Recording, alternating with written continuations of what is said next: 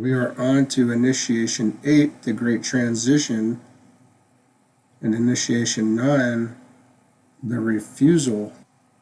It will, of course, be apparent that the transition referred to is related to the sixth initiation of decision, when the master decides which of the 7 paths he will follow to his destined place.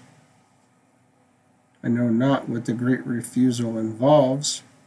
One thing only I know.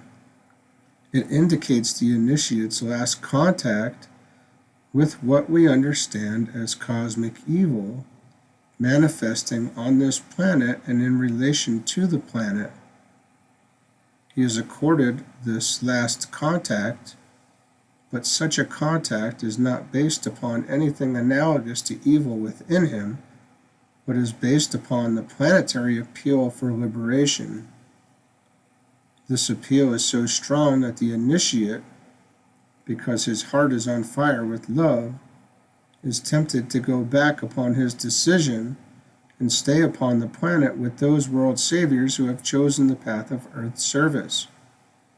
This he may not do. And in the sight of the assembled initiates, he makes his refusal and does his whole duty as he journeys to the sacred feet of the one who, in all capitals, one who stands at the end of his chosen path. Again, we come up against the outstanding planetary characteristic, which has been presented to us under many different words, i.e. the sensitivity which in some form or another distinguishes each initiation. We know it also as attraction, the sensitivity which moves outward until it attracts and draws to itself those forms of being which the initiate can instruct or aid. We know it also as the overall activity conferring that spiritual sensory perception which makes the initiate aware in a universal sense of all that concerns the sphere of influence of the will of God. This demonstrates particularly at the 8th initiation of transition. In the 9th initiation of refusal, this heightened spiritual perception is presented to us under the word existence. For existence is a livingness coupled with awareness which finds its own place in the spiritual house of its being, which is the true home of all beings, but of this our planetary forms know not. This the initiate has at last learnt to find, after the struggle with evil in himself, after the struggle with materialism and with evil in the human family, and after his struggle to aid in the closing of the door where evil dwells, and his refusal to make any contact, even with good intention, with cosmic evil.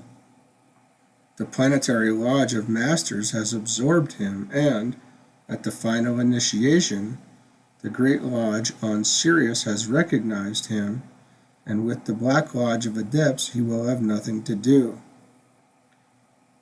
He will mitigate its evil effects and will struggle to offset its results, but he knows that the final overcoming of cosmic physical evil must be undertaken by existences much further advanced than even the members of the council chamber at Shambhala. Certain solar entities and certain great lives from Sirius are dealing with the problem.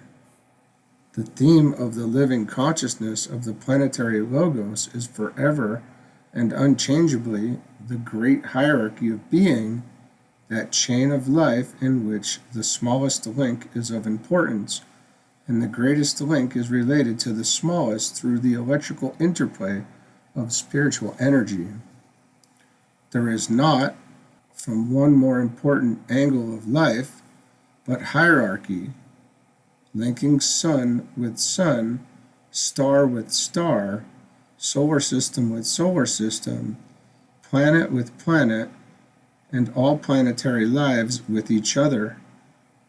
The major keynote of every single planetary initiation, even to the very highest, is, in all capitals, relationship. What other qualities may be revealed to the initiate on other paths we know not. But the goal of all endeavor upon our planet is right relations between man and between man and God, between all expressions of divine life, from the tiniest atom up on into infinity. From the standpoint of our planetary evolution, there is naught but love, naught but goodwill, and the will to good. This exists already, and its true manifestation is nearer today than at any time in planetary history. From stage to stage, from crisis to crisis, from point to point, and from center to center, the life of God progresses, leaving greater beauty behind. It is as it moves through one form after another, and from kingdom to kingdom. One attainment leads to another. Out of the lower kingdoms, man has emerged, and, as a result of human struggle, the kingdom of God will also appear. The bringing in of that kingdom is all that truly concerns humanity today, and all living processes in mankind are bent towards preparing each individual human being to pass into that kingdom.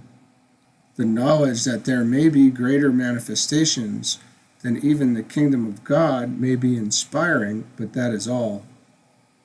The manifestation of the kingdom of God on earth, the preparing of the way for its great inaugurator, the Christ, the making possible of the externalization of the hierarchy upon earth give us, each and all, a fully adequate task and something for which to live and work, to dream and to aspire. The 5 volumes composing A Treatise on the 7 Rays are now completed, my brothers. It has been for me a labor of love, and for A.A.B. a labor. It will suffice for study for many years to come. May light and love and power shine upon your ways, and may you, in due time and with as little delay as possible, stand before the initiator and join the ranks of those who, actively and consciously, love their fellow men, work as reconstructive and regenerative energies, and forever serve. I sign myself, because it has been given out who I am, as the Master Dwakul, the Tibetan.